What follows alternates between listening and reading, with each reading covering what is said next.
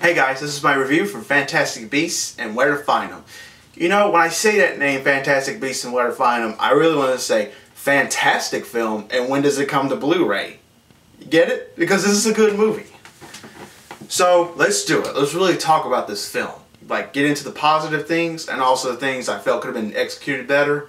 But to start out with, I will explain something to you in summary.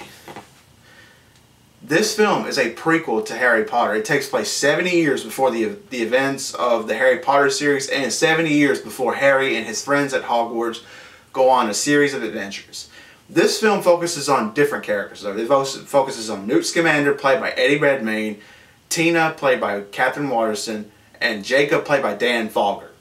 These characters have to go around New York City and to find these magical beasts that apparently get loose from Eddie Redmayne's magical briefcase in this film. They have to go around 1926 New York, find all these creatures, and to keep the public eye from ever seeing, knowing that this is happening. And also to keep the Ministry of Magic from getting involved as well. So to start out with really things I really love about this film, the acting. Yes, the acting in this film and the chemistry among the main cast, especially Eddie Redmayne. I mean, Eddie Redmayne nailed this character. He was spot on the entire film. He was the best out of the whole cast. Also, Katherine Waterston, you know, she did very well as Tina, and also a very likable character, like Eddie Redmayne's character Newt, who happens to be my favorite character of the film. And also, Dan Fogler as Jacob. Let's talk about Jacob. Like Newt Scamander, Jacob is one of my favorite characters from this film. He is the audience character. He's very lovable, very funny, and also he does things that we, the audience, wants to do in this film, like interact with these magnificent creatures and also punch like some goblins that actually want to keep us from accomplishing our mission, you know, of finding these creatures.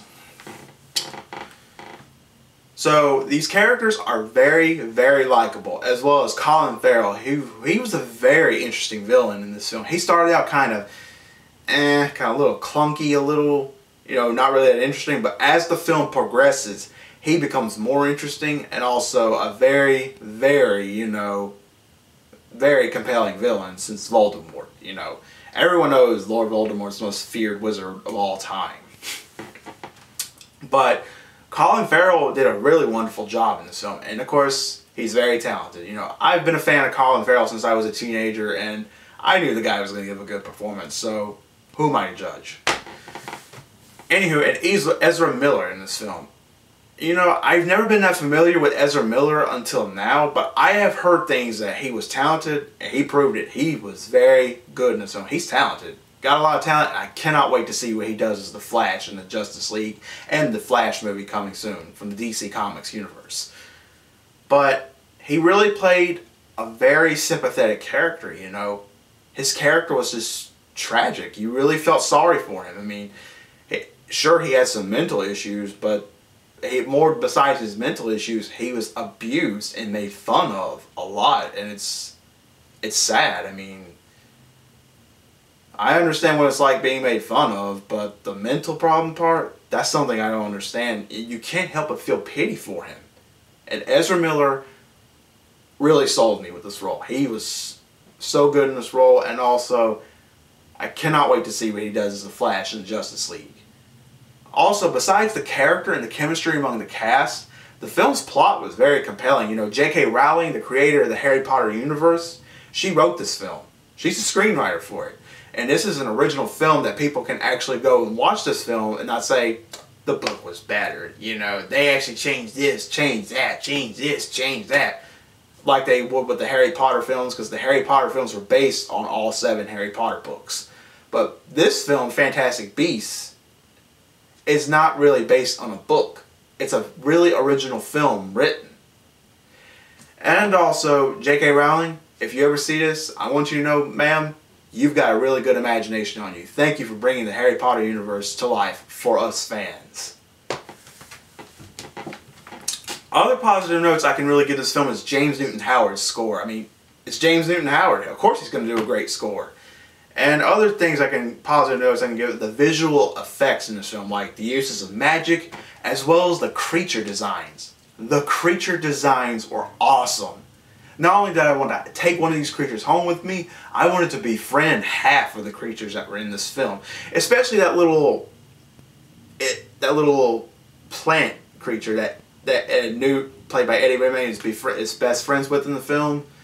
That little green creature that Newt's best friends with. I really wanted to befriend that little guy, as well as many of the other creatures as well.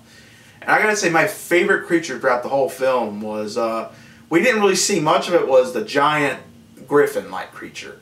I don't know what you would call it, but it looked a lot like a griffin. It was awesome to look at. But the visual effects in this film, the cinematography, as well as many of the set designs. The set designs in this film were good looking. You know, really, really well. But negative notes I will give this film, though. There are just two things I felt that were really off about the film. Like, the opening act, it kind of drug a little bit, but right after the opening of the first act, it just sped up. You know, it was like this, like, and all of a sudden, like that. I was like, that was really good, man. I mean, besides the opening act, the film, the rest of the plot, very interesting, and also a very, very well told original story.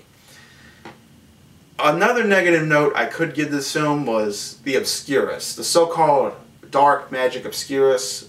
That really wasn't thoroughly explained in this film. It just wasn't thoroughly explained. Those are my only two nitpicks with this film, but overall, this is a very, very fun film, very entertaining, full of so many likable characters, and not just that, really cool looking creatures to look at. I mean, these creatures look freaking amazing, for crying out loud. They're not even real creatures, and they look so cool. So, I would say my overall grade for this film would be an A-. Just two problems with the film, but overall, all the positive things I said about it overshadow the two nitpicks I have with it. But overall, this film has an A-. That's the grade I'm giving it. A-. So if you have any time and have any money to spare, go watch this film. If you're a Harry Potter fan, go watch this film. You will love this film. A lot of fun, and also so many lovable characters that you'll like besides Harry and his friends. So, yeah, that's all I gotta say about this film. Very fun film, and I cannot wait to buy this on Blu-ray. I really can't wait to buy it on Blu-ray. So, like I said, just go watch the film. It's a lot of fun. So, this has been my review for Fantastic Beasts and Where to Find Them, and have a good night, everyone.